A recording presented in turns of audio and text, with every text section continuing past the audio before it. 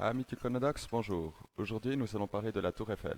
Mais pas seulement, car qui dit Tour Eiffel dit aussi Exposition universelle de Paris 1889. Elle est l'une des expositions universelles les plus connues.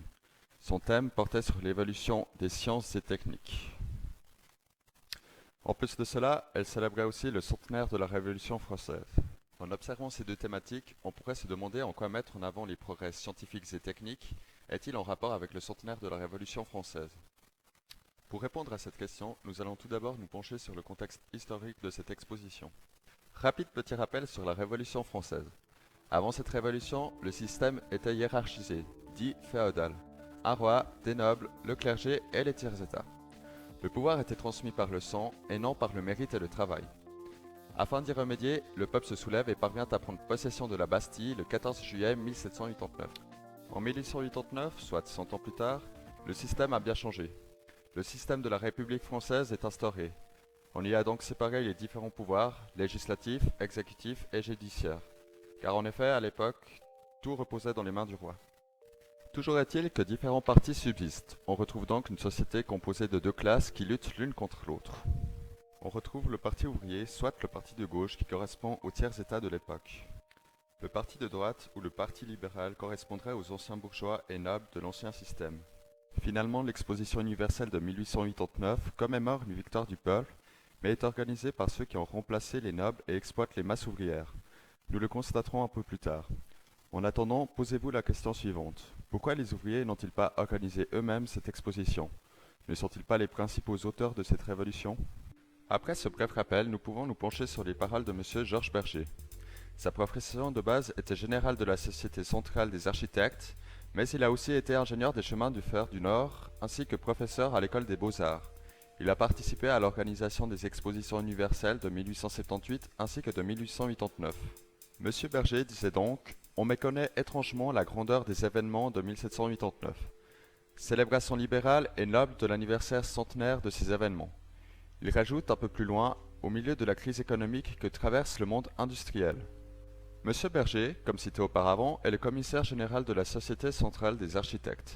De par ses fonctions, il fait donc partie de la droite, parti qui s'oppose à la gauche et qui est né de cette révolution célébrée dans cette exposition. Pourtant, il part de la grandeur des événements de 1789. Il utilise donc des termes plutôt amélioratifs. Pourquoi un industriel parlerait-il en bien d'un tel événement?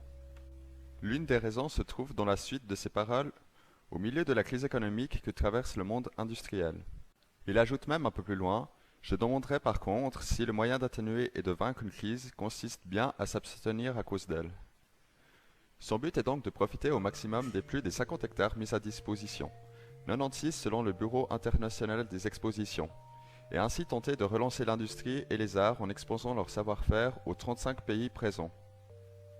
Soit un total de 32 250 297 visiteurs pour 61 722 exposants, dont 55% français et un reste de 33 937 exposants. En plus de vouloir sortir de cette crise industrielle, il a un autre objectif. En 1889, nous montrerons à nos fils ce que leurs pères ont fait en un siècle par le progrès de l'instruction, l'amour du travail et le respect de la liberté. Les générations futures ne seront que plus acharnées à gravir plus haut encore que nous l'avions gravi, car la loi du progrès est immortelle comme le progrès lui-même est infini. Noble objectif que de vouloir s'assurer une relève et provoquer la fougue de la jeunesse à surpasser leurs aînés, geste qui sera des plus favorables pour le futur du libéralisme. Pour mettre en avant leurs avancées industrielles et tout particulièrement métallurgiques, les Français lancèrent alors un grand concours dans le Journal officiel, qui est un quotidien français fondé en 1868. Le pari étant d'étudier la possibilité d'élever sur le champ de Mars une tour de fer à base carrée de 125 mètres de côté et de 300 mètres de hauteur. Parmi les 107 projets proposés, seul celui de l'entrepreneur Gustave Eiffel, aidé par deux ingénieurs Maurice Koechlin et Émile Nouguier, ainsi que l'architecte Stéphane Sauvestre, sera retenu. Cette construction commença le 28 janvier 1887 pour s'achever le 31 mars 1889, soit 2 ans, 2 mois et 5 jours plus tard. On peut déjà constater que c'est une véritable prouesse technique que d'avoir édifié en si peu de temps un projet d'une telle ampleur. Bien que réputée et emblématique aujourd'hui, la tour Eiffel n'a pas toujours été admirée et loin de là. Beaucoup de personnes et même des personnalités telles que Guy de Maupassant ou encore Joris Karl Huysmans se sont opposés à sa création. Pour ce faire, une pétition circula à travers tout Paris. Elle était adressée à M. Georges-Adolphe Alphand, qui était un personnage emblématique de Paris. Il était le directeur des travaux de Paris et était responsable de l'aménagement des jardins des Champs-Élysées ainsi que de l'exposition universelle de Paris en 1889, par exemple.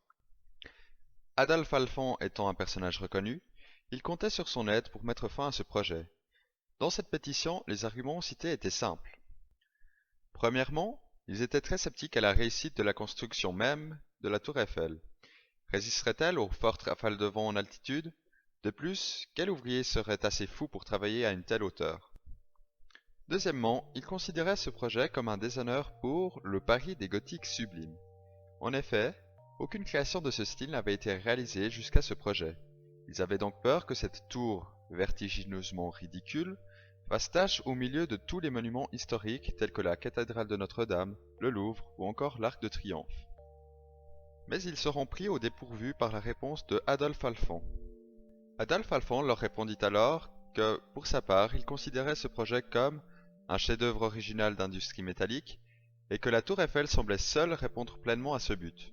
Gustave Eiffel tâche aussi pour sa part de défendre son idée en écrivant un article dans le quotidien français Le Temps. Il leur répondit que, en ce qui concernait sa capacité à résister au vent, leurs calculs avaient été vus et revus, que la tour avait été conçue afin de pouvoir y faire face. Vis-à-vis de l'esthétique, il leur rétorqua que cette tour n'était encore que sous forme de plan, qu'une fois terminée, elle aurait sa beauté propre, que leur métier étant ingénieurs, ils étaient obligés de se préoccuper de l'aspect de leur projet. En plus de ça, cette tour avait été conçue pour perdurer. Pour finir, les utilités de ce projet étant nombreuses, militaires, scientifiques, économiques, elle pourrait être utilisée comme tour de guet et permettrait de voir à plus de 70 km de rayon. Des émetteurs radio y seraient également placés et elle pourrait aussi être utilisée comme laboratoire météorologique ainsi qu'astronomique. Les lumières d'aujourd'hui compliqueraient un peu les choses.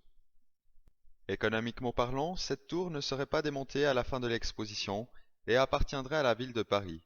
Son entrée étant payante, elle apporterait des bénéfices conséquents à la ville. Politiquement parlant, comme cité auparavant, elle serait le symbole des avancées techniques faites en un siècle. On peut dès lors remarquer que le parti ouvrier s'est opposé à cette tour pour des raisons craintives. Les ingénieurs et tous les hauts placés, voyant leur propre avantage, ont soutenu jusqu'au bout ce projet.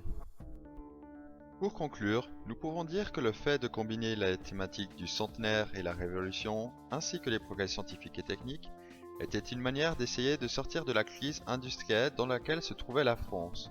Cette exposition aura rapporté environ 49,5 millions de francs, contre 41,5 millions de dépenses. Les docteurs en mathématiques auront constaté un bénéfice de 8 millions de francs.